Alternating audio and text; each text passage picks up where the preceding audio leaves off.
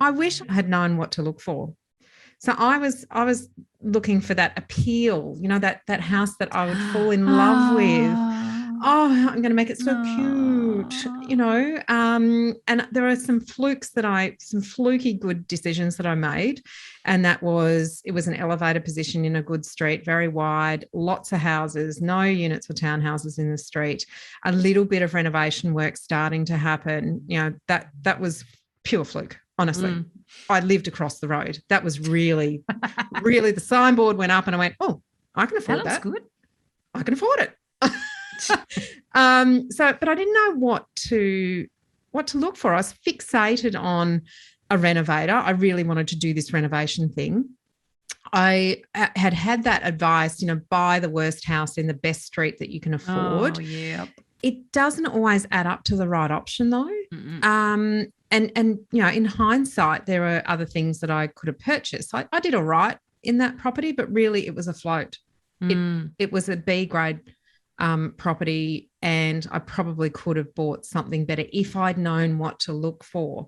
And the opportunity cost was, by the time I sold that, I was out of the market living in Melbourne for a few years. By the time I came back into the market, prices had really gone ahead strongly. So I'd missed some upside opportunity in having, being in the marketplace. Yeah, well, my place was too small, way too small. It was 36 square meters. And I was sort of like, oh, Did the this is bank lend you affordable. money for that? Yeah, well, that was before the rules changed, right? And actually, there's another thing, Ah, because the rules changed, the bank lending limits changed in the 5 years I owned that property. So basically, by the time I sold it, there was this 50 square meter rule that most banks were saying, oh, 'cause if it's not more than 50 square meters, we're going to require more equity, before you mm, buy the thing. And that meant that even though by that point I'd only lived in it 1 year because I outgrew it. And yeah. so I had it rented out. It got good rent. And this is a good example too. Yield, right, is not that's I had great yield. In fact, it paid for itself, but I wasn't able to keep it because the bank said, look, we won't lend you enough money to buy that and the house that you want to buy. Ah, yeah. So you couldn't Whereas if it leverage was then. bigger, same price, same rent, I could have afforded to keep it, but it was because it Yeah. was under 50 square meters. So rules changed for starters, but I didn't know what to look for either, in the sense that I outgrew it. It was basically like buying myself a hotel room. How long do you want to live in a hotel room for? How's your entertaining going? How are you? Well, How are your dinner parties? it had it. We One all thing sitting around it the was a kitchen very well bench. designed studio. I'll give you. It had a proper kitchen, and it had a balcony that I could fit like a table for four people. So I used to have people over for dinner, and it was well known as a bit of a party pad, and also I got on with a lot of the locals, the neighbours. So we actually had really quite a good community in there.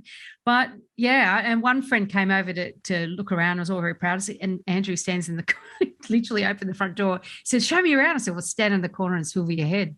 That was it. You see everything from the front door, everything.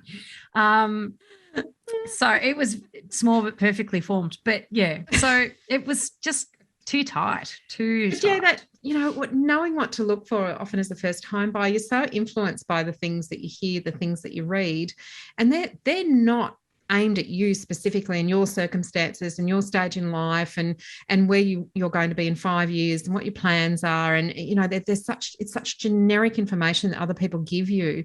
So you're often pointed in the wrong direction of what to look for, because it's all everyone else's biases.